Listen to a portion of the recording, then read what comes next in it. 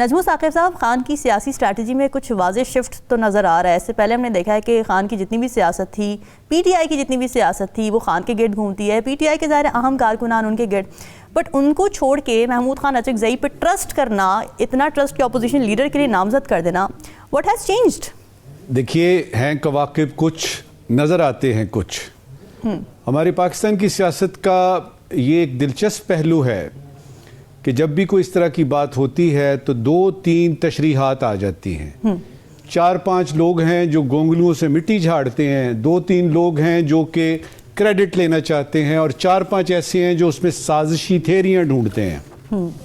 میں کسی قسم کی سازشی تھیری اس میں نہیں ڈھونڈوں گا.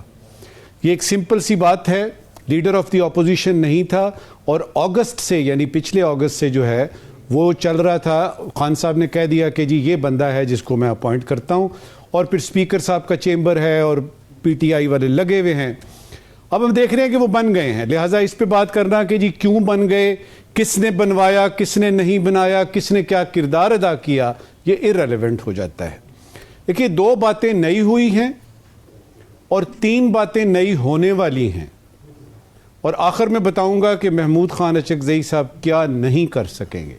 کون سی 2 باتیں نئی ہوئی ہیں؟ پہلی نئی بات ہوئی ہے کہ اپوزیشن میں اپوزیشن لیڈر جو مین ہے وہ مین اپوزیشن پارٹی کا بندہ نہیں ہے، وہ ایک چھوٹی پارٹی کا بندہ ہے. نئی بات ہے. دوسری نئی بات یہ ہوئی ہے کہ پہلی دفعہ تاریخ میں بلوچستان سے کوئی ایم این اے جو ہے اس کو بنایا گیا ہے آپ کا لیڈر آف دی اپوزیشن. تو ساتھ ہی یہ پتہ چل گیا کہ ایک تو پی ٹی آئی جو مین پارٹی ہے اپوزیشن میں، اس کی نااہلی پتہ لگی کہ ایک بندہ بھی نہیں ڈھونڈ سکے. دوسرا یہ پتہ لگا کہ بلوچستان کا جو سیاسی رتبہ ہے یا جو سیاسی مقام ہے، اس میں ہمیں پتہ لگا کہ محمود خان اچکزئی صاحب نے، جن کے بارے میں کوئٹہ میں کہتے ہیں ڈیر زبردست سڑے دے، کہ زبردست آدمی ہے، وہ اس نے بلوچستان کا تھوڑا سا قد بڑھا دیا. یہ باتیں ہوئی 2 نئی. ٹھیک ہے. 3 باتیں کیا نئی ہونے والی ہیں ان کے لیڈر آف دی اپوزیشن بننے سے.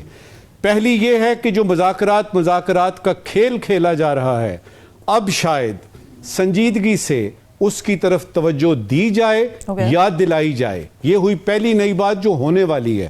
دوسری نئی بات، باتوں سے ہی صحیح، کم از کم اپوزیشن کے زخموں پر محمود خان اچکزئی مرہم رکھے گا.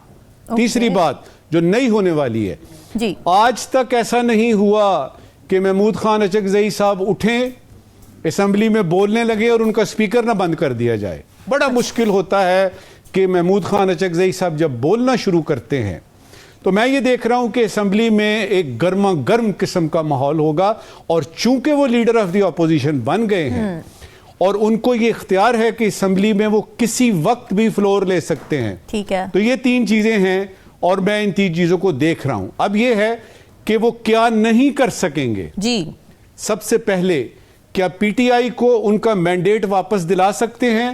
سوال ہی پیدا نہیں ہوتا. کیا خان کو باہر لے آئیں گے؟ سوال ہی پیدا نہیں ہوتا. کیا الیکشن کی ڈیٹ، نئے الیکشن کی ڈیٹ اناؤنس کروا سکیں گے؟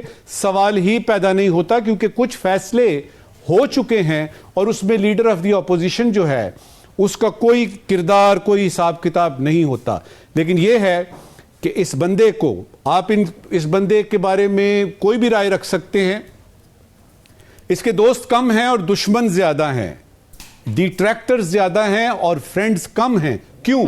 اس لیے کہ یہ، اگر آپ ان کی سیاست کا دیکھیں نا، پورا جب والد صاحب کے یعنی فوت ہوتے ہیں، یعنی قتل کیے جاتے ہیں، اس کے بعد یہ بالکل نوجوان ہیں، یہ ایک چھوٹی سی پارٹی جو والد صاحب کی ہے اس کو چلاتے ہیں. اور پھر ہم نے پچھلی 2 دہائیوں میں دیکھا کہ مسئلہ افغانستان کا ہو، پشتونستان کا ہو یا گریٹر افغانستان کا، اصولی موقف. اور ایک اور عجیب و غریب بات ہے اس شخص کی کہ یہ اتنی دیر سے سیاست میں ہے، ہر گورنمنٹ میں اپوزیشن میں ہے. تو مجھے تو ایک نیا سیناریو ڈیولپ ہوتا ہوا نظر آ رہا ہے کہ محمود خان صاحب یعنی آئیں گے، بیٹھیں گے اس میں. اب دیکھنا یہ ہے کہ کس حد تک حکومت جو ہے وہ برداشت کرتی ہے. دشمن کیوں زیادہ ہیں، دوست کیوں کم ہیں؟ اس لیے کہ سچ بولتا ہے، اصولی بات کرتا ہے. پی ٹی آئی کے اندر اتنی فریگمنٹیشن ہے کہ وہ اندر سے ڈیسائیڈ ہی نہیں کر پائے کہ کسی پر ٹرسٹ کیا جا سکتا ہے کہ اسے اپوزیشن لیڈر بنایا جا سکے، یا وہ اتنا ایکٹیو ہو سکتا ہے، اتنا کنٹریبیوشن کر سکتا ہے. They can not trust any one. یہ کتنی عجیب سی بات ہے.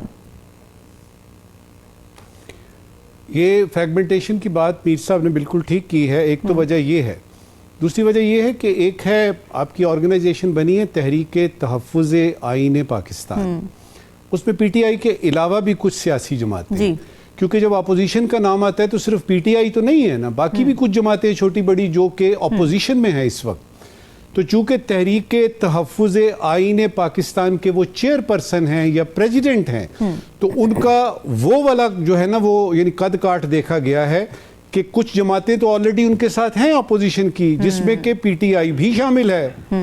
تو وہ تو پہلے سے ہی طے ہے. اور پھر اس کے اوپر یہ کہ اب یہ تو خان بتا سکتا ہے، یہ تو خان بتائے گا کہ اس نے کیوں سلمان راجہ کو نہیں پرپوز کیا.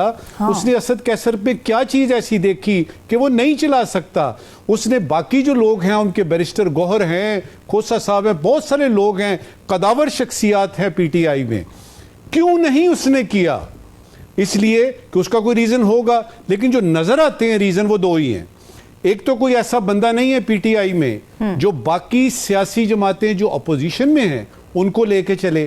دوسرا ایک آلریڈی آرگنائزیشن ہے جس کے تلے بہت ساری چھوٹی چھوٹی سیاسی جماعتیں موجود ہیں. لہٰذا یہ کنسنسس تھا. اتنی دیر کیوں لگی؟ اگست سے لے کے اتنے مہینے گزر گئے.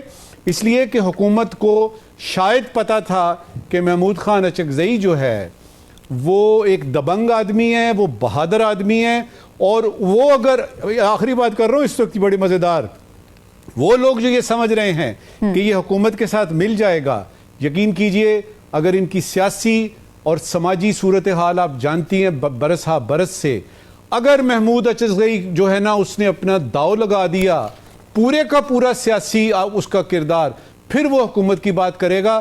ورنہ کوئی چانس نہیں ہے کہ وہ حکومت کو کوئی چانس دے.